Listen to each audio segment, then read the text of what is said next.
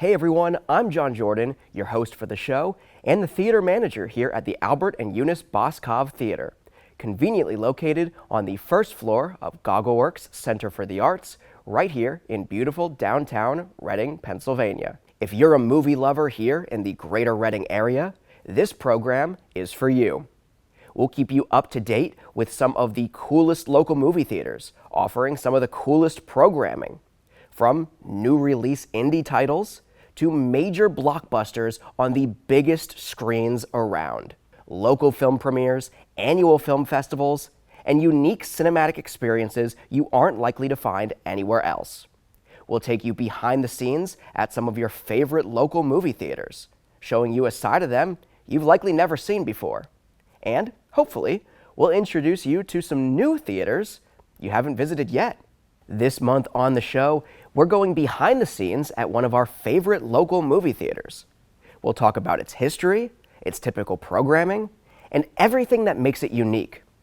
Then, we'll take a look at the month of movies ahead at all of our friendly neighborhood theaters, including the Boscov Theater, and Reading Movies 11 and IMAX here in Reading, the Colonial Theater in Phoenixville, the Emmaus Theater in Emmaus, Shankweiler's Drive-In in Orefield, and the Mahoning Drive-In in Lehighton.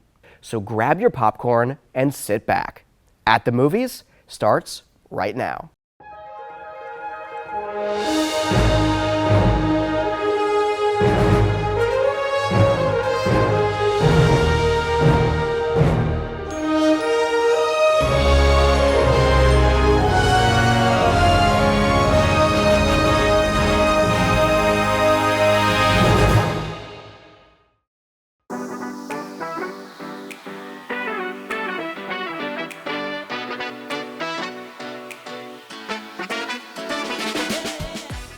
My name is Matt McClanahan.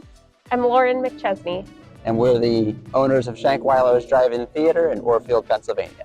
We do a mix of new releases and classics. We're primarily a first-run theater. That means we bring in the latest Hollywood blockbusters. But we're a drive-in, so we typically do a double feature. And so we use that as a means of diversifying our programming and bringing in either classic films or maybe some more obscure indie releases as co-features to kind of enhance our programming. We have everything from hamburgers and hot dogs to popcorn and nachos in our snack bar. He's got like his whole thing. Every night I have to make this announcement. So we've got everything from drive-in treats to full meal options, burgers, hot dogs, fries, funnel cakes, and of course, the best popcorn in the Lehigh Valley. And we also have like vegetarian options as well. We do have standout veggie dogs that Lauren took an entire year to research and develop which brand hot dog was the best for our vegetarian option. We also have standout hot chocolate as well. Our hot chocolate is known for its, its cozy deliciousness. Yeah. We also work with a local ice cream parlor to get custom ice cream sandwiches, which we carry here in the snack bar. And we like to change those seasonally, so sometimes they go along with the movies. Like we had pink ice cream and green ice cream for Wicked. We had chocolate cherry for Valentine's Day. And they've been awesome about partnering with us and coming up with creative flavors.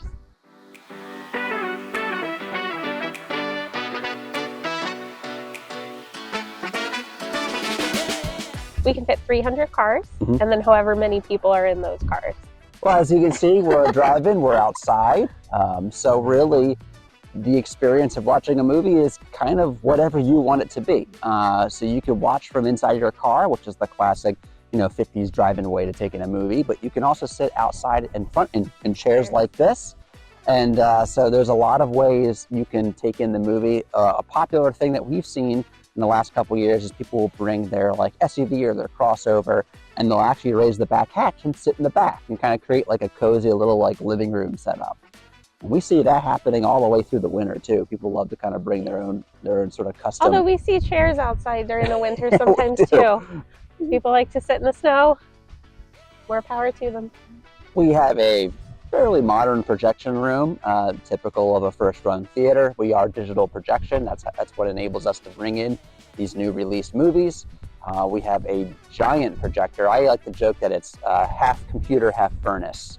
It has a massive xenon lamp, and it takes a lot of power to run. So what kind of makes it a little bit different from the indoor is just the sheer size of the projection equipment and the power required to get light up on that massive screen behind us.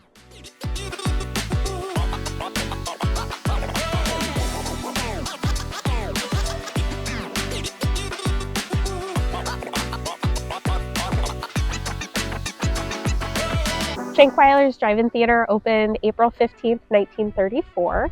It was the second drive-in theater ever built. The first drive-in theater was in Camden, New Jersey, and Wilson Shankweiler was an entrepreneur in the Lehigh Valley. He traveled over to New Jersey, saw the drive-in, and thought that it would be a cool thing to set up behind his inn, which is, I don't know if you can see it, but it's the funeral home that's on the corner now. But that used to be the Shankweiler Hotel, and that was a famous inn and hotel and restaurant. So he had this like little baseball field set up behind it and turned it into a drive-in with a bed sheet hung between poles and a little tabletop projector, and it just started evolving from there. The drive-in has been built and rebuilt several times over its lifespan, some by upgrades and some by not by choice, forces of nature. So the drive-in originally had a wooden screen tower that was Academy ratio. It was a little square screen.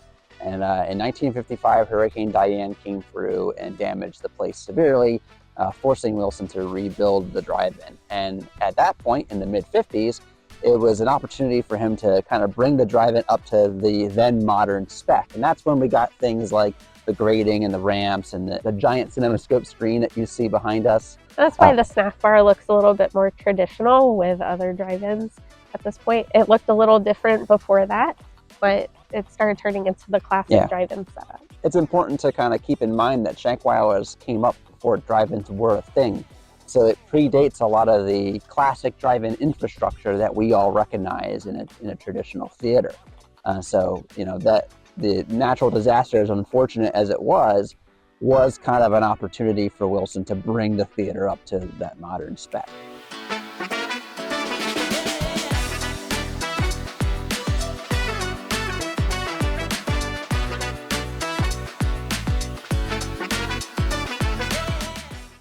I've been in the drive-in business for a little over a decade. I got my start at another drive-in north of here that is a Revival House theater, and it runs 35mm film.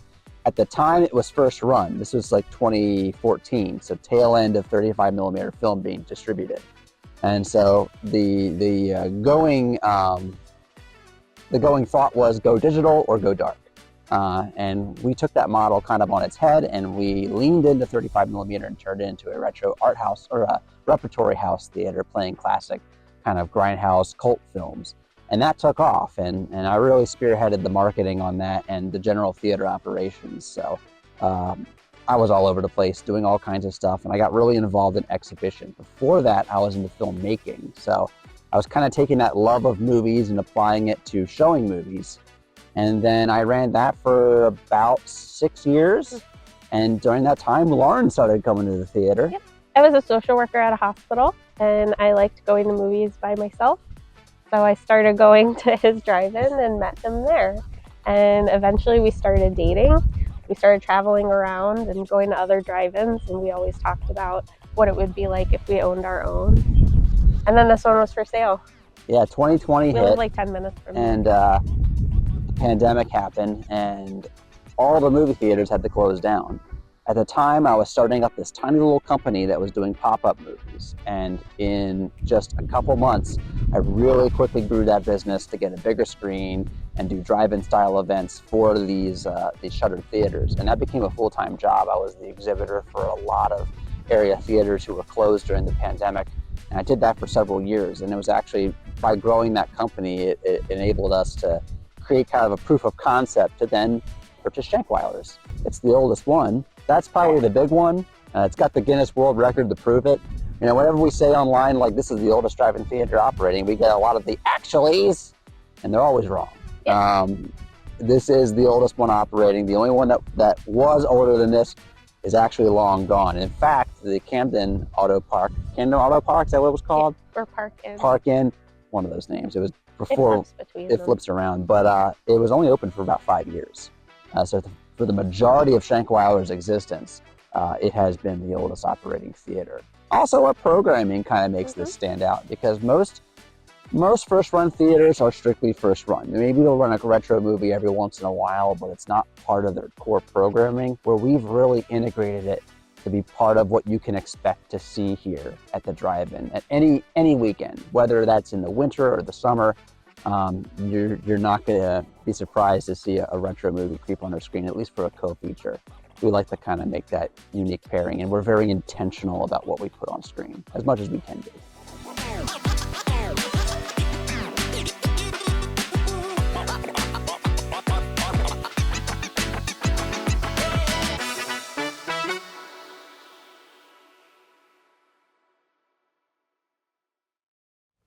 Be sure to tune in here to At the Movies every month for a behind-the-scenes look at one of our participating theaters, local film festivals, and more. Now, let's take a look at all of our friendly neighborhood theaters to see what kinds of programming they've got coming up this month. In April 2026 at the Boscov Theater at GoggleWorks Center for the Arts in Reading, PA. On Friday, April 3rd, we open the Robert Reich documentary, The Last Class. The Last Class plays daily through Thursday, April 9th, with only one exception: we are closed for Easter Sunday. Opening Friday, March 10th, we've got the Best Picture winner at this year's Oscars, One Battle After Another, back on the big screen. One Battle After Another plays daily through Thursday, April 16th. Then for 2 nights only on Thursday, April 16th and Friday, April 17th, both nights at 7 p.m., we'll be playing the Dalai Lama documentary, Wisdom of Happiness. Also on Friday, April 17th, we open the comedy thriller from Neon, No Other Choice. No Other Choice plays daily through Thursday, April 23rd. And finally, opening Friday, April 24th, we've got IFC's new comedy thriller, Over Your Dead Body, for its national break. Over Your Dead Body plays daily through Thursday, April 30th. And that's April 2026 here at the Boscov Theater. You can always find our complete schedule of upcoming films and events, and purchase tickets in advance for all of the films I just mentioned at GoggleWorks.org. We can't wait to see you this month at Reading's home for independent film. In April 2026 at RC Theaters, Reading Movies 11 and IMAX in Reading, PA, they've got a number of films now playing, including Project Hail Mary, They Will Kill You, Reminders of Him, Hoppers, and Scream 7. Also releasing this month, they've got the Super Mario Galaxy movie, now playing in IMAX. The Drama, opening on April 3rd. A Great Awakening, opening on April 3rd. You, Me, and Tuscany, opening on the 10th. Lee Cronin's The Mummy, opening on the 17th. Michael, opening on the 24th. The Devil Wears Prada 2, opening on May 1st. As well as Animal Farm, also opening on May 1st. They've got some special events coming up as well this month, including WrestleMania, broadcast live from Las Vegas on Sunday, April 19th. BTS World Tour Arirang in Goyang. 2 shows on Saturday, April 11th, broadcast live. And then BTS World Tour Arirang in Japan. 2 shows on Saturday, April 18th, broadcast live. The Met Opera live in HD on Saturday, May 2nd. And they're hosting a very special wine and movie event for The Devil Wears Prada 2 on Thursday, April 30th. The wine reception starts at 5:30 and movie showtime is at 7. $20 tickets include the movie ticket, a take-home wine glass, and your first glass of wine. The wine will be provided by Ridgewood Vineyard, and there will be a photo booth and food sampling, including ice cream from Sweet Ride. This event is 21 and over only. And of course, they've got ongoing promotions at the theater, including RC Mystery Movie Mondays. Catch an unreleased movie at a special price on select Mondays. But here's the mystery, you won't know what film you're seeing until the lights go down. Theater Ears. Listen to movies in Spanish using the free Theater Ears app. Earbuds are available for purchase at the theater if needed. My First Movie Experience program. Celebrate your little one's first big screen adventure with their My First Movie Experience commemorative ticket. Visit rctheaters.com/my-first-movie for more information and for tips on how to prepare for a first movie. And of course, sign up for RC Theaters' new and improved rewards program. For their complete schedule of showtimes and to purchase tickets in advance, visit rctheaters.com. In April 2026 at the Mahoning Drive-In Theater in Lehighton, PA, drive-in season is here again at last. April 10th and 11th, the Mahoning opens its gates for the 2026 season with a beloved tradition. Enjoy a double feature of The Wizard of Oz from 1939 and Willy Wonka and the Chocolate Factory from 1971. On Sunday, April 12th, get a little spooky for the spring with their Halfway to Halloween celebration, featuring a screening of Tim Burton's classic Beetlejuice from 1988. On Thursday, April 16th, the first Thursday thread-up of the season blasts off with the cult classic sci-fi film Barbarella from 1968, presented on 35mm. Prepare for a weekend of Stephen King terrors on April 17th and 18th. The King of Horror event features a massive lineup including Misery from 1990, The Shining from 1980, The Dead Zone from 1983, and Pet Sematary from 1989. On Sunday, April 19th, their Indie Darlings series presents Alejandro Jodorowsky's surreal midnight movie masterpiece El Topo from 1970, showing on 35mm. On Thursday, April 23rd, catch another Stephen King adaptation for Thursday thread-up with the timeless coming-of-age classic Stand By Me from 1986, presented on 35mm. On April 24th and 25th, the Remake Double Take series is back with a brutal pair of films. See both the terrifying originals and their intense remakes as the Texas Chainsaw Massacre and The Evil Dead face off on the big screen. On Sunday, April 26th, the Mahoning Music Series brings the psychedelic and visually stunning rock opera Pink Floyd The Wall from 1982 to the screen on 35mm. And close out the month on Thursday, April 30th with a Thursday thread-up presentation of the William Castle psychological thriller Straitjacket from 1964, starring Joan Crawford, shown on 35mm. For their complete schedule and to purchase tickets in advance, visit mahoningdit.com. For the complete schedule of upcoming films and events, and to purchase tickets in advance for the Colonial Theater in Phoenixville, PA, visit thecolonialtheater.com. For the complete schedule of upcoming films and events, and to purchase tickets in advance for Shankweiler's Drive-In in Orefield, PA, visit shankweilers.com. For the complete schedule of upcoming films and events, and to purchase tickets in advance for the Emmaus Theater in Emmaus, PA, visit emmaustheater.com. Thanks so much for tuning in to this month's episode of At the Movies. Get out there this month, support your local movie theaters, and experience some incredible new movies. Whether they're new releases or just new to you, the way they were meant to be experienced. With fresh popcorn, in a distraction-free environment, and on a massive silver screen. If you discovered this program through BCTV, whether you're watching it on bctv.org or on BCTV's live telecast, consider supporting them at bctv.org/support.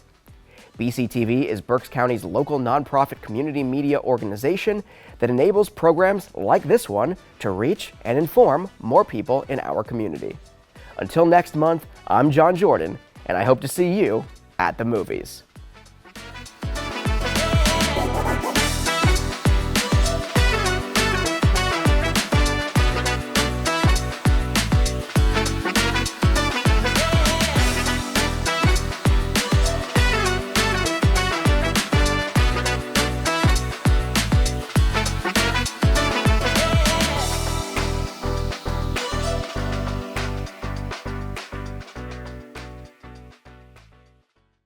My favorite movie is Titanic, which is extremely long. And I've seen it in movie theaters every single time it gets re-released. I love it. I saw it when it first came out like 7 times in the theater. And when we started dating, Matt promised me that eventually I would get to see it on a big drive-in screen, and it has been 6 years and I haven't yet, but we'll get there. It's hard because like it's not very easy to build a double feature around to do on a special event because it is so long. Titanic's a very long. It's like 3 hours and 45 minutes. And so we've talked about like, I don't know, doing it and cutting it where the different tapes would cut off and do an intermission there, but it didn't originally have an intermission. I think my favorite movie is whatever I'm in the mood to watch at the time, or whatever I've been thinking about a lot lately. He's very moody. Yeah, I'm very moody. I mean, my canned answers are like 85 Fright Night, Michael Mann's Manhunter, very stylized, very gritty 80s. I kind of like, I think about that movie a lot, so that's something that I always rattle off. But for some reason right now, I keep thinking about that movie Batteries Not Included from the 80s. I grew up watching it, and I saw it when I was like a little kid, and you know, it's a kind of a cheesy like magic flying saucer alien movie, kind of like an E.T. ripoff kind of thing that takes place in a city. But then you watch it now, and it's like the saddest movie on earth. It's about like urban decay and getting old and like trying to save your neighborhood. Like it's really like heavy hitting stuff. And so I think about that a lot, where it's just like, oh, this like cheery like little alien movie, but then it's like about like really sad narrative about the human condition. Our movies from like the early 90s, like late 80s. Yeah. I think we're really heavy on that, where Yeah. they looked cheery, but they were wildly depressing. Yeah, they're Land just Before really Time, intense Never Ending Story. themes about life.